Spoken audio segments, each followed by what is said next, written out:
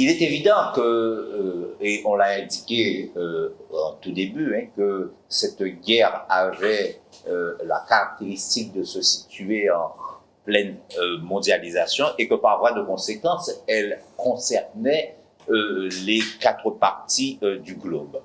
Alors, très rapidement, le 24 février, l'armée russe attaque l'Ukraine. Et dès cette période des différents sommets, 24 mars, de l'OTAN, du G7, de l'UE à Bruxelles, vont tenter d'apporter une réponse. La réaction des Occidentaux qui se rendent derrière l'Ukraine est assez largement connue. Je ne vais pas rentrer dans tous ces détails. Ce que je note néanmoins, et qui n'a peut-être pas été évoqué, ce sont les négociations qui ont été entamées entre la Russie et l'Ukraine, qui sont extrêmement difficiles. Alors, il s'agit aujourd'hui, par la voie diplomatique, de voir concrètement quelles pourraient être les solutions à apporter à ce conflit. On n'en est pas, en tous les cas, pour l'heure, à l'orée d'une décision. Alors, les négociations difficiles, parce que bon, on est dans un conflit qui est à l'heure de la mondialisation, on l'a indiqué tout au long des précédents exposés. Et de ce point de vue, je dis, la Guadeloupe n'est pas dans le monde, elle n'est pas très loin de ce conflit. Elle est concernée par les choix politiques de la France et de l'Europe, y étant intégrée. Et je veux rappeler 2 épisodes qui, à mon avis, vont nous donner des repères. Le premier, c'est ce qu'on a appelé temps Saurin, c'est-à-dire la période de la Deuxième Guerre mondiale, qui a vu un impact sur la région et notamment avec la mise en place d'un certain nombre de structures et de moyens, et c'est ce qu'on a appelé temps Saurin, du nom du gouverneur de l'époque, le gouverneur Saurin, qui était chargé d'appliquer la politique de Vichy avec un certain nombre de conséquences, mais je n'entrerai pas dans le détail ici. L'autre événement qui se rapproche et qui, à mon avis, doit être un peu mis en parallèle, c'est la crise des fusées de novembre 1962 à Cuba, et où, à 800 km de la Guadeloupe, c'est-à-dire pas très loin, il y a eu un certain nombre de manifestations et notamment une forte tension dans la région et avec des craintes incontestables dans celle-ci. Alors, l'Ukraine, très rapidement, mais ça, on l'a déjà vu, c'est 603 km², c'est 44 millions d'habitants, et surtout, bon, si vous voulez, des religions orthodoxes. Je ne vais pas insister sur ces aspects. Sur l'histoire non plus, je ne vais pas insister, puisque Fred en a largement fait état, sur les évolutions, juste pour mémoire. Par contre, là, il me paraît important de mettre en évidence ce qui, aujourd'hui, caractérise l'Ukraine, c'est son économie. C'est le plus grand pays agricole européen par la taille de ses surfaces cultivées, 41,5 millions d'hectares de surface agricole utilisées, et le deuxième pour la surface des terres arables. Ça veut dire qu'on a là un enjeu économique qui est extrêmement important. On appelle d'ailleurs l'Ukraine le grenier à blé de l'URSS à l'époque soviétique, dans la mesure où c'est ce territoire qui fournissait à l'Union soviétique pas mal de ses provisions en blé. L'Ukraine est aussi le 6e producteur mondial de blé, de maïs en 2020, 4e producteur mondial de pommes de terre. On voit là, si vous voulez, un certain nombre, si vous voulez, d'éléments qui permettent de bien situer les enjeux de ce conflit et les conséquences, surtout, que le conflit pourrait avoir sur le quotidien des populations. Principal notamment sur l'huile de tournesol, de colza, etc. En d'autres termes, si vous voulez, d'un point de vue de l'économie et de la stratégie, l'Ukraine occupe une position qui est centrale et qui ne peut pas manquer d'avoir de conséquences. Son économie minière aussi est tout aussi importante, 7e producteur mondial de minerais de fer, de manganèse, de titane, de graphite, d'uranium. Donc, on a là tous les éléments qui tendent à montrer que les enjeux ne sont pas strictement fracture politique ou idéologique, mais que par-delà, il y a des grandes questions économiques qui se posent et qui, par voie de conséquence, non seulement pour l'avenir, peuvent tenir lieu d'enjeux stratégiques pour certaines régions, mais dans l'immédiat, avoir des conséquences pratiques sur, comme je l'ai indiqué, le quotidien des populations, sur, on va le voir, le porte-monnaie des ménages, autant d'éléments qui commencent déjà à se faire sortir. Alors, présentation des acteurs, ça, on l'a déjà vu. Bon, Vladimir Poutine, alors simplement rappeler que c'est un ancien officier du KGB, c'est pas, il sort pas des cuisses de Jupiter, il sort pas de nulle part, hein, ce monsieur. Et donc, mais surtout, moi je crois que ce qui est important, c'est un peu l'idéologie qui guide Poutine. C'est un défenseur acharné de la Grande Russie. Et ça, cette idéologie, il la porte, et on comprend dès lors qu'il a du mal à accepter que cette Grande Russie puisse être aujourd'hui remise en question par Zelensky.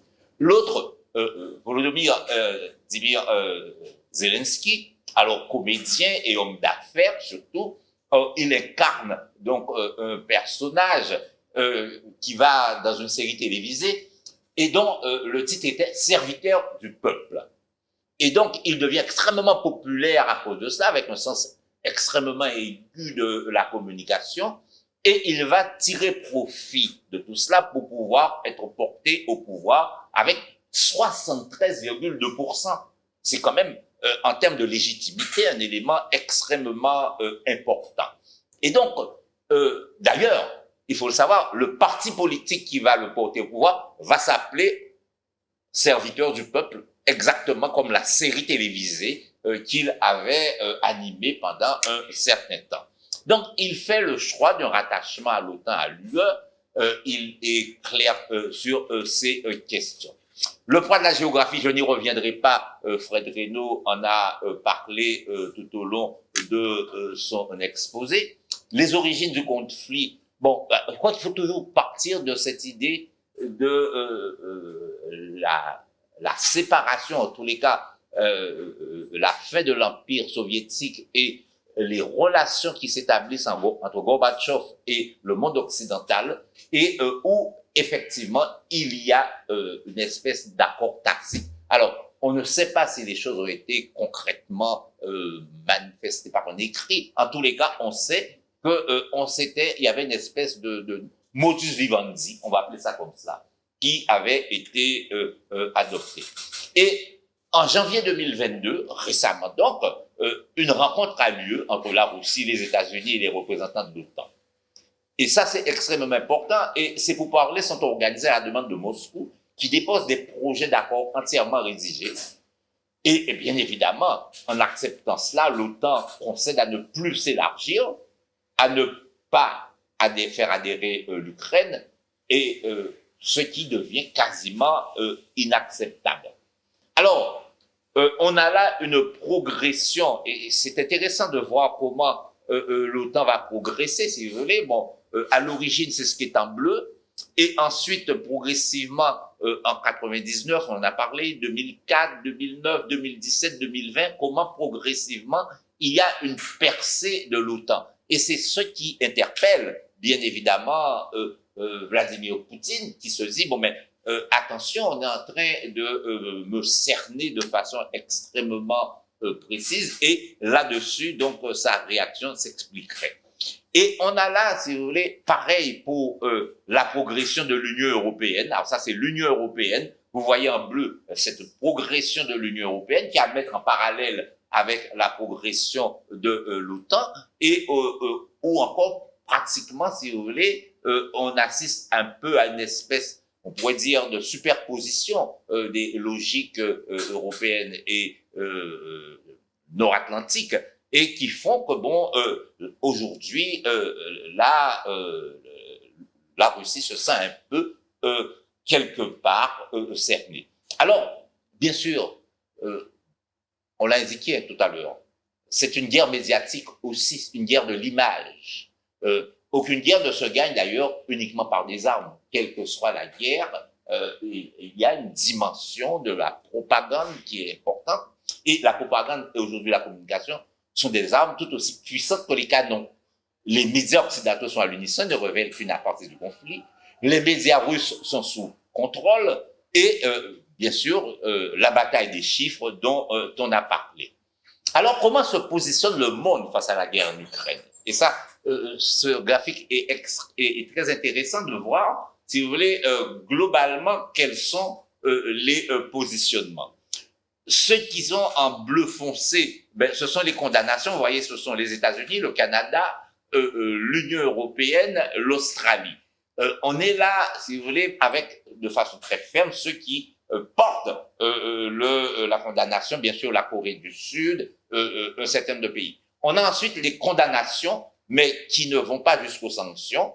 Alors là, une grande partie, c'est le Mexique, c'est l'Amérique latine d'une manière générale, une partie de l'Afrique, où on condamne sans pour autant mettre en place un système de sanctions.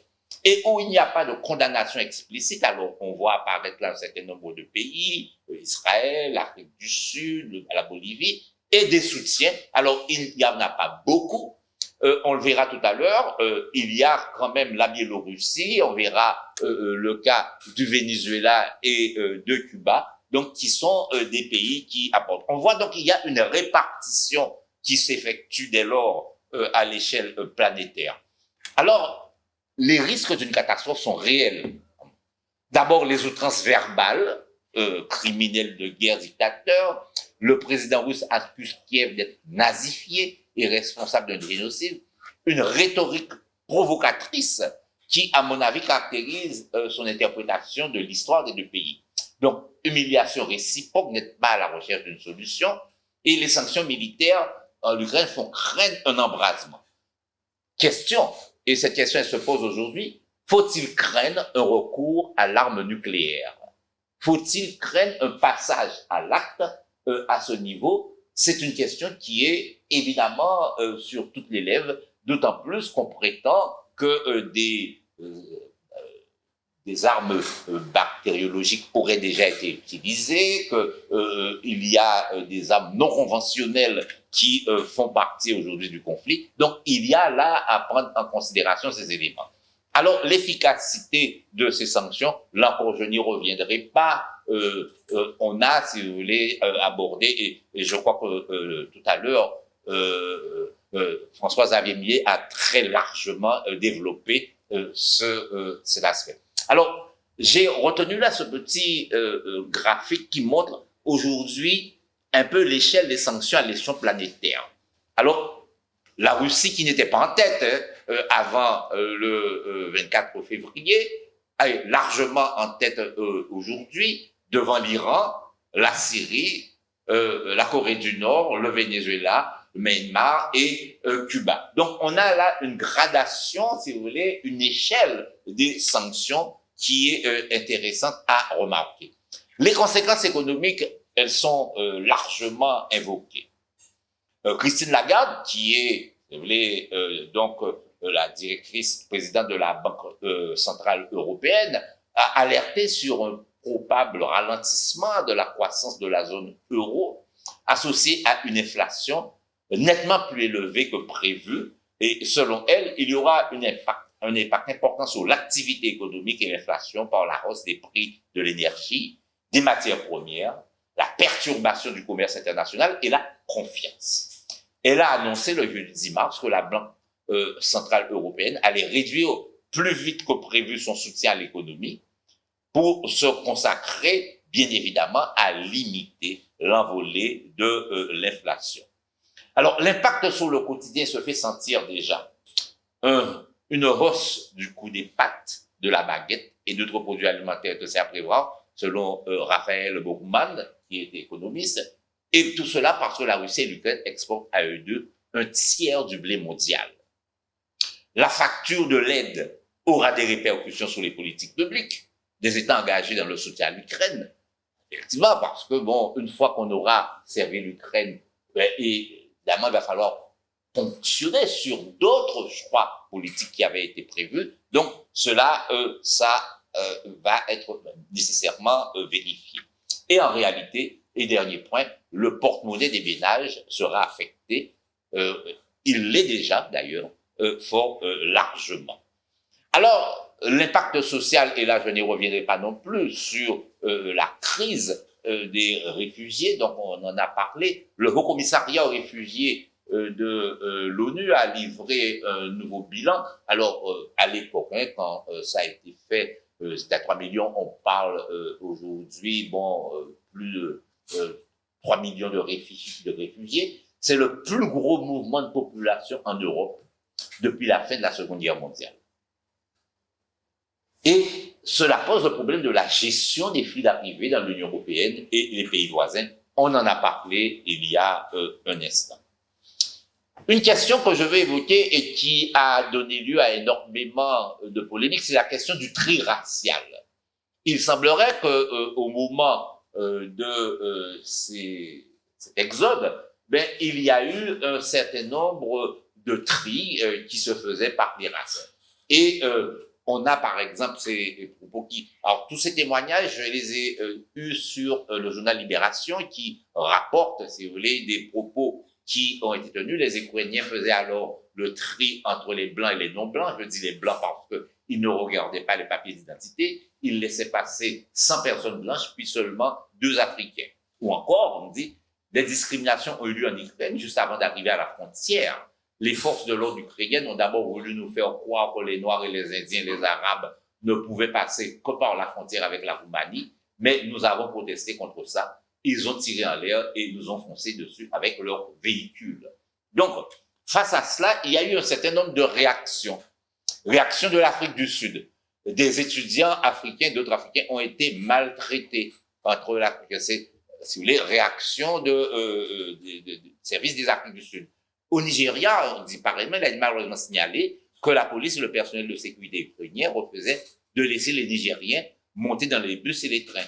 L'Union africaine, elle aussi, est intervenue pour dire sa préoccupation sur les informations rapportées. Les citoyens africains se trouvant du côté ukrainien de la frontière se verraient refuser le droit de la traverser pour se mettre en sécurité et exhorter tous les pays à respecter le droit international et à faire preuve de la même empathie et du même soutien envers toutes les personnes qui fuient la guerre, nonobstant leur identité raciale.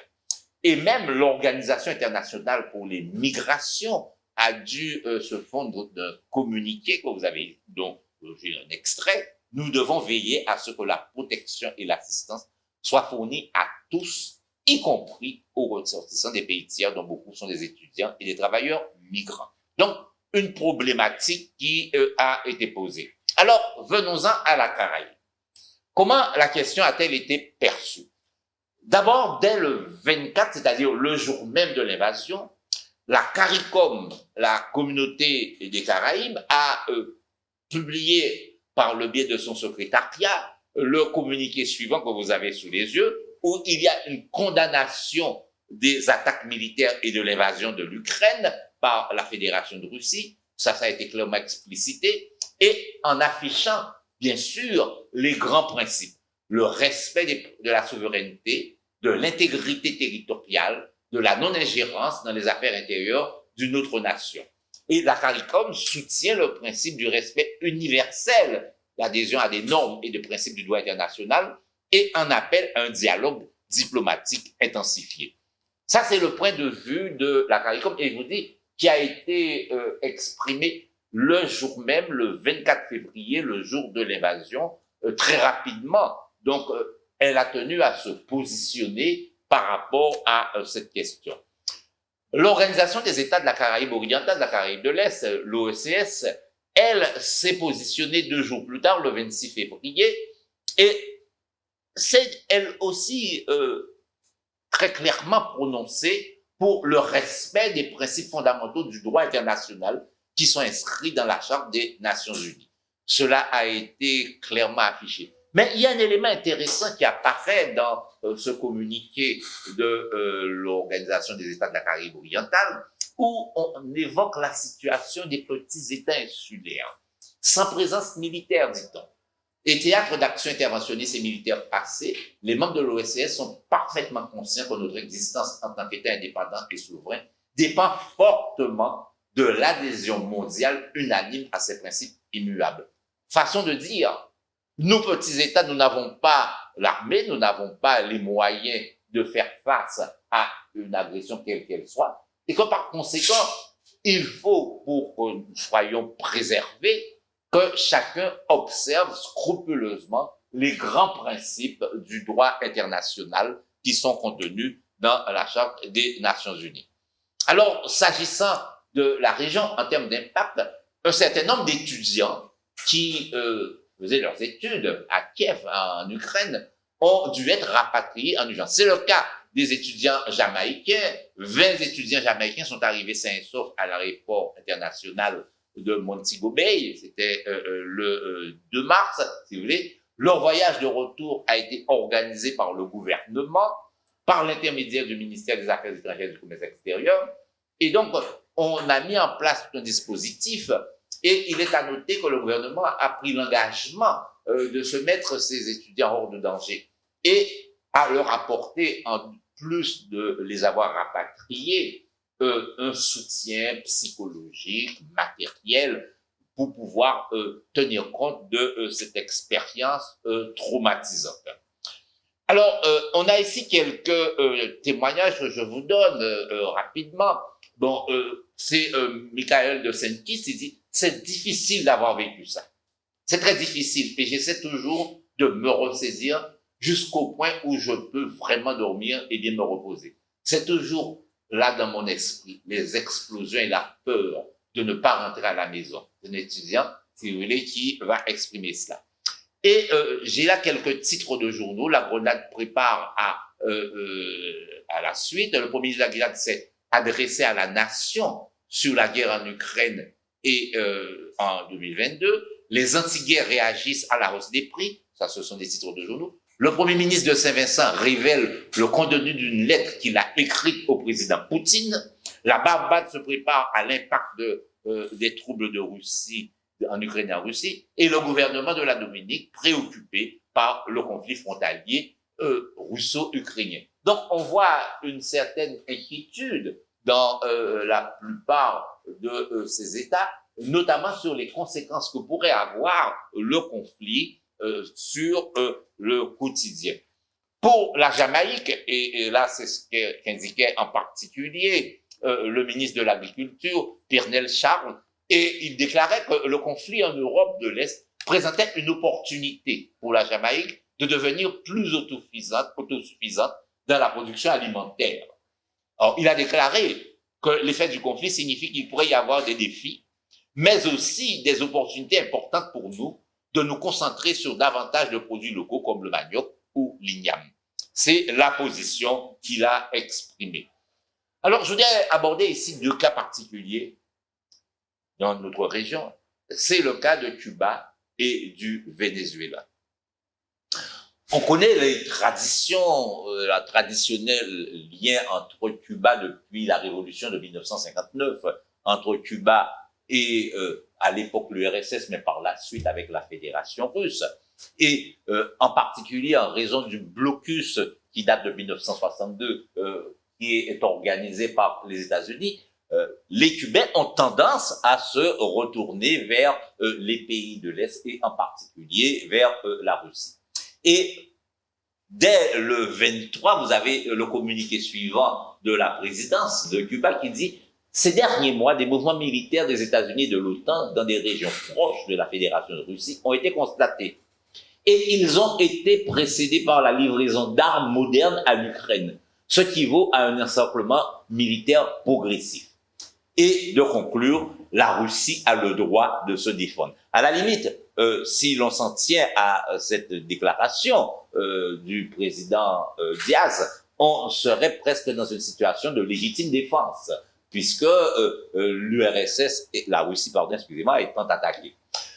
Ça va beaucoup plus loin s'agissant du Venezuela. Nicolás Maduro a exprimé son fort soutien envers des actions clés de la Russie, condamnant l'activité déstabilisatrice des États-Unis et de l'OTAN et soulignant l'importance de lutter contre les campagnes de mensonges et de désinformation lancées par les pays occidentaux. Donc, on voit, si vous voulez, que du côté de Cuba et du côté du Venezuela, il y a un soutien qui est affiché très clairement à la Russie, ce qui n'est pas tout à fait dans la même optique et la même orientation que les instances d'intégration régionale dont j'ai parlé, en l'occurrence la CARICOM et l'OECS. Et d'ailleurs, il faut noter que lors de la résolution de l'Assemblée générale du mois de février, 4 pays d'Amérique latine, Cuba, Nicaragua, Bolivie et Salvador, se sont abstenus lors du vote de la pour condamner l'agression contre l'Ukraine. Il y a donc eu une abstention de ces pays. D'ailleurs, le Venezuela, lui, a voté purement et simplement contre. Alors, l'impact sur la Caraïbe aujourd'hui de ce conflit, il est extrêmement perceptible. Le premier concerne l'économie touristique, qui va être affectée, et c'est le cas notamment pour Cuba et la République dominicaine, qui recevaient énormément de touristes en provenance de Russie. D'ailleurs, il faut savoir qu'en ce moment, il y a environ 5000 touristes russes qui sont encore bloqués en République dominicaine, d'autres qui le sont à Cuba et qui éprouvent les plus grandes difficultés à regagner leur pays. Ça, c'est la première conséquence. Bon, outre le fait que certains se trouvent bloqués, il y a une manne incontestable financière qui aujourd'hui est en train de s'évaporer avec ce conflit, parce que on ne sait pas sur combien d'années, combien de temps encore, si vous voulez, les Russes seront bloqués, ce qui par conséquent affectera grandement les économies touristiques, principalement. Alors, j'ai noté Cuba et la République dominicaine parce que ce sont les plus gros consommateurs de touristes russes, mais ceux-ci vont aussi dans d'autres pays. On en voit d'ailleurs, je dois le dire, en Guadeloupe, en Martinique, il y en a dans tous ces pays. L'autre élément important, c'est l'augmentation des prix. Carburant, produits de première nécessité, qui va avoir de graves conséquences. C'est déjà le cas, et la plupart des communiqués que vous avez vus, des titres de journaux que j'ai indiqués tout à l'heure, mettaient en avant cet aspect de l'impact sur les produits de première nécessité, eu égard au fait que, bon, on est dans des situations de grande dépendance. Pour exemple, bon, plus de 75% des produits consommés dans la plupart des pays de la Caraïbe sont issus d'importation. Et donc, à partir du moment où l'importation connaît un certain nombre de travers, connaît des difficultés, cela affecte tout naturellement, si vous voulez, la vie du quotidien des pays. En outre, il y a tous ces problèmes liés aux pressions et aux sanctions, et les yachts des oligarques qui sillonnent la région aujourd'hui, bon, subissent les pressions internationales. Alors, les pays de la Caraïbe sont très prudents à cet égard. Je sais par exemple comment on s'est arrangé pour que les yachts qui étaient au large de la Dominique et de Sainte-Lucie, bon, se tiennent quand même à des distances respectables pour ne pas fâcher les États-Unis, mais quand même qu'ils ne partent pas, parce qu'on a quand même besoin, si vous voulez, de la manne financière qu'ils apportent. Donc, il y a une espèce de double jeu qui est en train de se jouer sur ces questions. Ce qui est assez remarquable, c'est ce que j'ai appelé le revirement diplomatique. En effet, cette guerre a poussé la diplomatie américaine à revoir sa liste des pays et États infréquentables. Alors que les États-Unis avaient coupé les ponts avec le Venezuela depuis 2019, dans la foulée de la réélection jugée frauduleuse de Nicolás Maduro, une délégation de hauts responsables américains a été discrètement dépêchée à Caracas il y a de cela plus de 4 semaines, un mois, et la Maison-Blanche n'a pas caché ses intentions. Elle veut suspendre les sanctions vis-à-vis du Venezuela, et bien évidemment pour assurer un approvisionnement en pétrole, puisque devant se passer du pétrole russe qui était estimé à 650 000 barils, et c'est en gros ce qu'importaient les États-Unis du Venezuela avant qu'il y ait cette fameuse sanction. Donc, vous voyez comment un conflit qui, en apparence, se situe en Europe, peut avoir des conséquences sur le champ diplomatique régional et notamment faire en sorte que des situations qui apparaissaient comme conflictuelles, voire d'opposition quasi irrémédiable, évoluent dans le sens, si vous voulez, d'une capacité pour pouvoir pallier les insuffisances qui existeraient du fait des sanctions qui ont été ainsi appliquées. Alors là-dessus, je dis tout de suite que pour l'heure, Nicolas Maduro joue les héros et dit non, moi je ne vends pas de pétrole aux États-Unis, il n'est pas question que j'aille vendre quelconque baril de pétrole pour les États-Unis, je reste ferme sur ma position. Pourra-t-il rester longtemps sur cette position? C'est une question que l'on se pose. Est-ce que, à un moment donné, eu égard aux difficultés que lui-même rencontre dans son pays et à la possibilité qu'il aurait d'avoir un certain nombre d'apports, est-ce que il ne pourrait pas céder sous certaines conditions? S'agissant de la Guadeloupe, alors très rapidement, vous savez, bon, à la limite, si on interroge la population globalement, les gens vous diront bon, mais vous savez, bon, c'est loin, ça ne nous concerne pas. Mais on commence à mesurer l'impact. L'impact sur le prix du carburant qui impacte notamment certains milieux professionnels, ambulanciers, taxis, et la récolte de la canne a été retardée cette année essentiellement parce que les opérateurs, c'est-à-dire toutes ces sociétés qui participent à la coupe, voulaient prendre en considération l'augmentation du coût du carburant et demandaient que, par conséquent, leur niveau de rémunération soit augmenté. Et il a fallu trouver un compromis, et notamment par une intervention de subvention de la région et de l'État pour tenter d'apaiser les choses. Mais on voit déjà l'impact et les conséquences. Les produits de première nécessité aussi. Il faut savoir que 90% des produits consommés en Guadeloupe sont importés. Donc, on a une double peine.